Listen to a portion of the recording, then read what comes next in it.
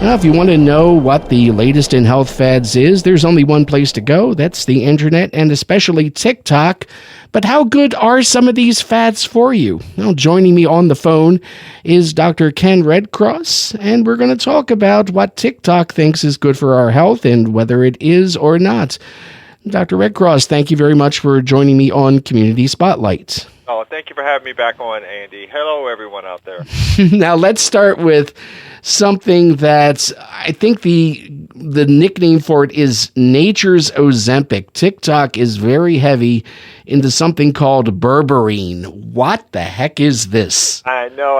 You know, it's funny, Andy. Each year we always talk about Dr. Google, and now we're talking about TikTok Doc. So in this case, everyone, TikTok Doc didn't fully get it right, but it did bring up Berberine. So we all know that there's a diabetic medication out there, everyone, called Ozempic, and we know not only does it help with blood sugar, but it helps with weight loss. But because of the blood sugar kind of benefits of it, Berberine got roofed into there. Now, Berberine, everyone, is a plant-based ingredient that's important for two particular reasons. Number one, it shows great studies against controlling and maintaining blood sugar.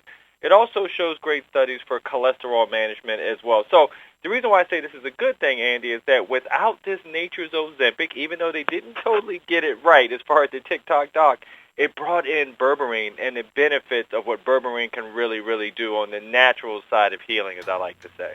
Now, how does Berberine work and how does it benefit our body? So look, everyone, so Berberine works at a special kind of enzyme called AMPK. It's just a long little word that means that what it does is it helps blood sugar to run into the cells a little more efficiently. And it does the same for the receptors that capture that horrible cholesterol that we want to bring down. Now, the thing that I find out, Andy, is that everyone now knows about Berberine, but they always say, well, Doc, you know, I'm looking on Amazon now. I heard about it. Where should I kind of go? So I tell them you look for two important things. Number one, you want to look for seals. One of the big seals to look for, GMP. That's Good Manufacturing Practices. The other thing is when you see that seal, you want to look for companies that are reputable and trustworthy. One of my favorites right there now is Doctor's Preferred line because I know that it's doctor vetted and doctor formulated. So whenever you see these TikTok crazes, everyone, and you see these supplements all over the place, look for those two important things to make sure that, once again, you're doing the right thing. And above all, you have to have a discussion with your doctor. That's what all these TikTok doc stuff comes back to. Talk to your doctor, see what the fit is perfect for you. Now, what I found most interesting about Ozempic, other than its clever use of a 1970s hit song in its commercials, was the fact that it got glommed onto for weight loss when it was originally meant to be a diabetic medication. Now, Berberine does have some benefits for diabetics, but does it also have benefits for weight loss? So that's the point, because, like I said, the TikTok doc brought in the fact that, okay, nature's Ozempic. Well, it's kind of nature's Ozempic, right? It's nature's Ozempic in the sense of helping to support blood sugar and cholesterol, but the weight part, so-so, everyone. Look, there's some data out there that Berberine may be helpful as far as the waist circumference. So obviously that's important. And maybe even the GLP-1 receptor, which is in the brain, which helps us deal with our hunger.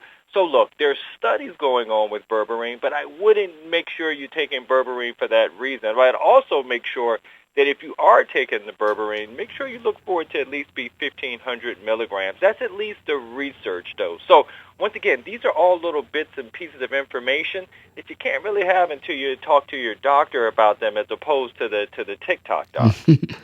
I was going to say, as with anything that you put into your body, if you have any questions, go see a real doctor instead of an influencer.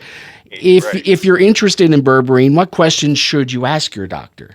Well, look, you need to make sure, number one, are there any contraindications? In other words, is there anything that because you have a liver issue or a kidney issue that you shouldn't be taking it?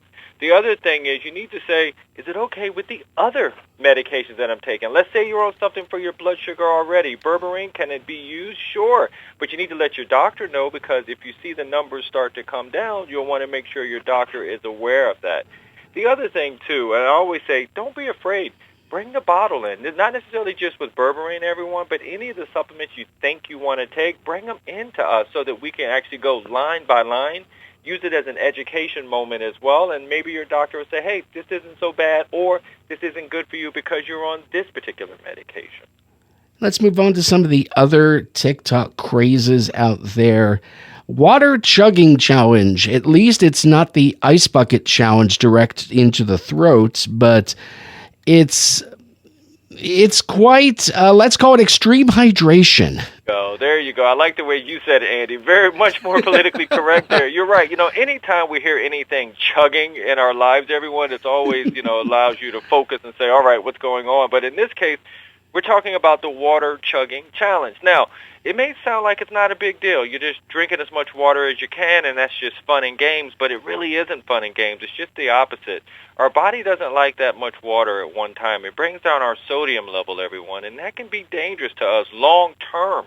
So you need to make sure that when you're talking about adage of 8 glasses of water, 8 ounces a day, can fit for some, but it can't fit for other patients if you have lung disease or heart disease. So this gets back again to not necessarily listening to TikTok doc. Instead of reaching up the phone and speaking to your doc and say, hey, doc, I know I want to get hydration in, and I'm an athlete. I want to drink a lot. I heard this great water chugging challenge, and then so the doctor can say, no, it's not so great for you because of X. But once again, that's really a conversation with your doctor to make sure that some of these TikTok things that seem simple won't really cause a big issue or problem. And as always, you have to keep an eye out for anything that has you do something massive in a short period of time. Your body just can't adjust that fast. A great point, Andy. Absolutely. Now let's move on to the box breathing challenge. That one just flashes red warning lights at me just by its name. Well, I'll tell you, you only need a little bit of red, not big red ones here, because the box breathing challenge, everyone, it's really a focus on mindfulness. It's a focus on spirituality. So they're really just breathing techniques as far as deep breathing, holding your breath, breathing out slowly, and bringing the breath in again. So pretty good. So not too many red lights. The only red light I have here, Andy, is that if you find yourself, everyone, having to do too much box breathing all day, every day, it's a part of your routine, it's okay, but you still need to pick up the phone if you're having a little anxiety or if you're really feeling depressed and you're trying to kind of use the TikTok doc to kind of manage your mental health too much, then I need to know about it. Your doctor needs to know about it to see if there's anything else we need to kind of bridge you to that box breathing challenge, or do we need to unearth something that you may be dealing with or going through? We're almost out of time, but I have to bring up the hot girl walk challenge. Do you have to be a hot girl to take part in that one? You actually don't. This is an equal opportunity thing here. But I'll tell you, this in this case was a hot girl only because a young lady made this up. She was during a COVID quarantine. She started to take a brisk walk and focus on important things, being or feeling grateful, life goals that were really important, and to remind yourself of how hot you are. So, to Andy, it actually could be a hot guy, too. But the point is a lot of self-love there, and it's about movement and walking. So the only thing I have here is that, look, this sort of walking is great for most of us, but if it's one of my older patients, Andy, I want to know about that. I want to make sure that they have the right footwear. I want to make sure that I tell them how far I want them to go, how much I want them to hydrate at that point. So movement is good. That 150 minutes a week that we all want is excellent. But before you get out there and go on these walking challenges, let's make sure you're kind of fit for duty before you do that. As always, talk to a real doctor first. Where can people find out more information about you? Oh, absolutely. So my website is drkenredcross.com, or all my social media handles are at Dr. Ken Redcross. And I really, really mean this, Andy. Feel free to reach out. I love to meet new people and answer questions. Dr. Ken Redcross, thank you very much for joining me on Community Spotlight this morning. Thank you for having me on. Be well, everyone.